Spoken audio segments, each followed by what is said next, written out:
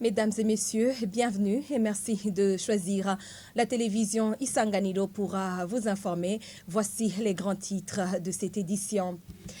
La situation sécuritaire est très bonne au Burundi. C'est un démenti fourni par le ministère de l'Intérieur et de la Sécurité publique, faisant suite aux informations et faisant état d'insécurité dans certaines localités du pays qui ont circulé. Vous le suivrez dans ce journal. Les habitants de Mugoboka 1 et 2, c'est dans le quartier Mutanga Sud de la mairie de Bujumbura, lancent un cri d'alarme. Et les ravins menacent leur maison et certains habitants de cette localité commencent à déloger ailleurs. Voilà pour les principaux titres de ce journal. Tout de suite, les détails.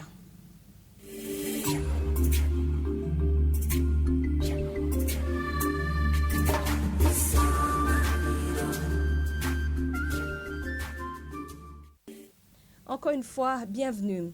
Le ministère ayant l'Intérieur et la Sécurité publique dans ses attributions dément les informations faisant état d'insécurité dans certaines localités du pays. Dans un point de presse animé ce jeudi, Martin Niteretse a indiqué qu'il s'agit de mauvaises langues qui veulent ternir l'image du pays en vue de décourager les visiteurs, de même que les investisseurs étrangers. Et il rassure que l'état sécuritaire est bon sur tout le territoire national, mais appelle toutefois les forces de sécurité à redoubler de vigilance. Suivez Martin Nitegetse, il est ministre de l'Intérieur et de la Sécurité publique. En ce milieu du mois de février 2023, la situation reste très bonne dans tout le pays. La population vaque normalement à ses activités sur tout le territoire national et la mobilisation administrative vers les chantiers de développement est sans précédent. Le pays est donc en train de profiter des dividendes de la paix pour réaliser son décollage économique futur. Jaloux de cette situation de paix, de cet engouement vers le Burundi et du développement conséquent en vue, certaines mauvaises langues habituées à pêcher à nos troubles ne cessent de lancer des fausses alertes sur ces situations d'insécurité imaginaire dans certaines localités du pays, avec l'objectif de ternir l'image du pays en vue de décourager des visiteurs du Burundi qui actuellement viennent massivement pour des vacances, des investissements ou d'autres occupations personnelles. Nous voudrions saisir cette occasion pour démentir avec la toute dernière énergie ces rumeurs sans fondement et rassurer tout le monde sur cet état sécuritaire général qui est très bonne sur toute l'étendue du territoire du Burundi et les bonnes relations avec les autres pays, dont ces limitrophes du Burundi ne cessent de s'améliorer du jour au jour. Nous invitons la population à redoubler l'effort pour préserver cette situation de paix en restant unis. Nous invitons les forces de sécurité, les forces de défense nationale à redoubler la vigilance, en synergie avec la population et tous les autres acteurs, pour protéger la population et ses biens ainsi que les frontières et le pays en général. Et oui, le ministre Martin Niteretse, ministre de l'Intérieur, s'est également exprimé sur les cas d'arrestation de 4 personnes à l'aéroport international de Bujumbura, Ndadaye Melchior. Il a indiqué que les enquêtes ont commencé depuis 3 mois et que ces personnes sont sous interrogatoire. Le ministre a dit qu'elle travaille avec une ONG étrangère qui s'est retirée du Burundi et qui octroie des fonds d'une façon officieuse avec une forte probabilité de financer les terroristes. Encore une fois, suivez le ministre Martin Niteretse. Au début de la semaine, on a eu beaucoup d'informations sur les personnes qui travaillent avec une ONG qui s'est retirée du Burundi pendant la législature 2015-2020. Malheureusement, cette ONG a continué à travailler avec les organisations de la société civile agréées au Burundi et non agréées. C'est-à-dire quoi? Cette ONG fourni des fonds financiers à ces ASBL officieusement parce que les rapports que ces ASBL produisent et transmettent au ministère de l'Intérieur, du ministère de la Sécurité publique, ne font aucune trace de ce financement-là. Alors, on a fait des investigations progressivement.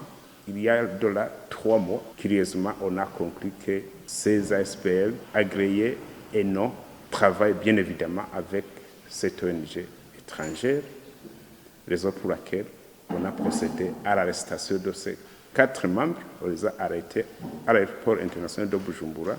Ils se dirigeaient à Kampala, bien évidemment, dans une réunion qui est organisée par cette ONG étrangère. C'était dans le cadre de comité de pilotage. On a eu des échos et on a fait des investigations. Et le dossier est en cours au niveau des OPJ. Et les résultats dont nous disposons pour le moment, nous montrent qu'il y a probablement une grande probabilité qu'il y a risque de financement du terrorisme à travers ces fonds-là. Et oui, ce journal continue sur la télévision Isanganiro. Les ravins qui se trouvent au quartier Mugoboka 1 et 2, c'est à Mutanga Sud, en mairie de Bujumbura, menacent les habitants environnants. Ces derniers disent que ces ravins grandissent du jour au jour et détruisent les maisons et les tuyaux d'eau de la régie des eaux. Ces habitants demandent au ministère ayant l'environnement dans ses attributions de leur venir en aide. C'est un reportage signé Oreb Ingabire et les stagiaires à la radio-télévision Isanganiro. Ces ravins qui menacent les habitants se trouvent à Mugoboka 1 et 2 du quartier Mutanga Sud. Ces habitants signalent que plusieurs maisons ont été emportées et les objets de la régie des eaux sont également touchés. Les habitants de Mugoboka 1 et 2 et de Bissekourda au quartier Mutanga Sud, nous crions de nouveau au secours. Parce que le problème des rives de Randahangwa venant donc en amont. Donc la sœur est unique. Donc il y a la voie d'accès qui relie ces quartiers au centre-ville et sur le point de se casser. Donc nous avons donc un grand problème. Le centre de santé de Mugoboka, inauguré il y a donc seulement 3 ans, est sévèrement menacé. Vous avez vu qu'il y a aussi des maisons qui ont été emportées par les rives. Nous avons aussi donc des poteaux électriques de la régie des eaux sont déjà tombés et d'autres sont très menacés.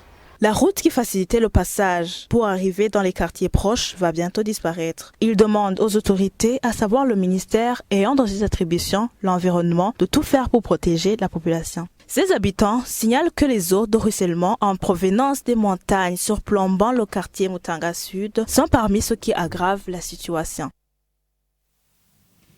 Merci Oreb Ingabire pour ce reportage. Page justice avant de boucler ce journal.